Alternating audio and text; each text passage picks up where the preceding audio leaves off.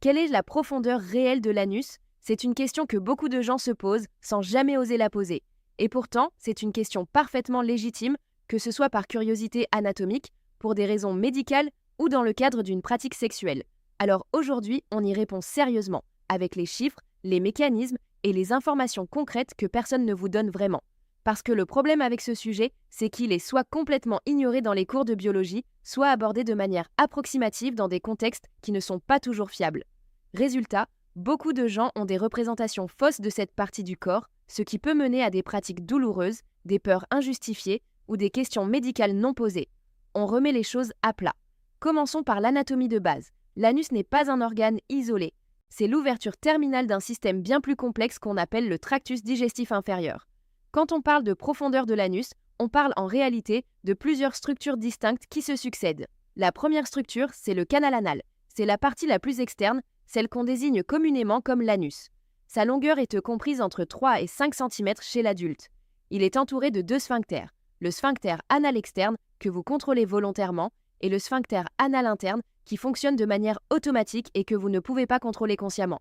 Ces deux sphincters jouent un rôle essentiel dans la continence et dans la sensibilité de cette zone.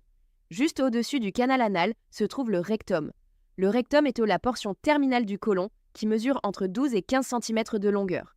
C'est une cavité qui sert de réservoir temporaire pour les matières fécales avant leur élimination. Sa paroi est élastique et capable de se distendre considérablement. En temps normal, le rectum est vide. Il ne se remplit que lors du processus de défécation. Au-delà du rectum, on trouve le côlon sigmoïde qui marque la jonction avec le reste du côlon. Cette zone est plus rigide, moins accessible et anatomiquement différente du rectum. La jonction entre le rectum et le côlon sigmoïde forme une courbe naturelle qu'on appelle la flexure rectosigmoïdienne. Donc si on additionne canal anal entre 3 et 5 cm, rectum entre 12 et 15 cm, la profondeur totale accessible sans forcer est donc de l'ordre de 15 à 20 cm. C'est la mesure réelle, pas infinie, pas insignifiante. Une cavité de taille définie avec des limites anatomiques précises. Maintenant, pourquoi est-ce important de connaître ces dimensions dans le cadre d'une pratique sexuelle? Parce que cette zone du corps est traversée par un réseau nerveux extrêmement dense. Le canal anal et le bas rectum contiennent une concentration importante de terminaisons nerveuses, ce qui explique pourquoi cette zone est érogène pour beaucoup de personnes, hommes et femmes. Ce n'est pas une anomalie, c'est de la physiologie. Chez l'homme, la prostate est située à environ 5 à 7 cm de l'entrée anale, sur la paroi antérieure du rectum. C'est ce qu'on appelle le point P. La prostate est une glande entourée de terminaisons nerveuses et sa stimulation peut produire des sensations intenses. C'est une réalité anatomique documentée, pas un tabou. Chez la femme, la paroi antérieure du rectum est adjacente à la paroi postérieure du vagin. La stimulation rectale peut donc indirectement stimuler des zones vaginales profondes, notamment autour du col de l'utérus. Parlons maintenant de sécurité. Parce que connaître les dimensions ne suffit pas. Il faut comprendre pourquoi cette zone demande une attention particulière. Contrairement au vagin, l'anus et le rectum ne produisent pas de lubrification naturelle. Aucune.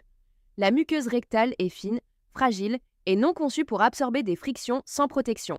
C'est pourquoi l'utilisation d'un lubrifiant est absolument indispensable, en quantité suffisante et renouvelée si nécessaire. Ce n'est pas une option.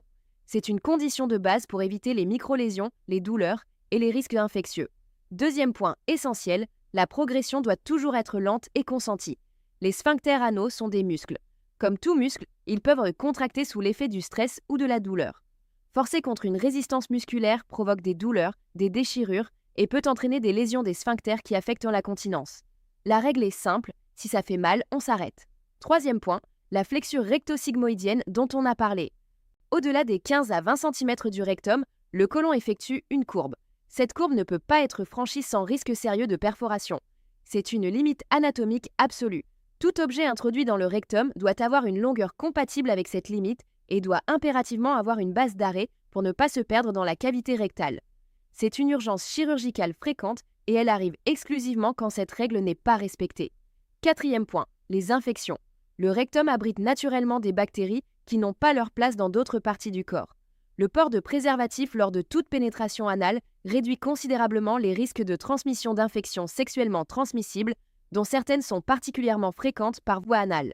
Qu'est-ce qu'on retient de tout ça?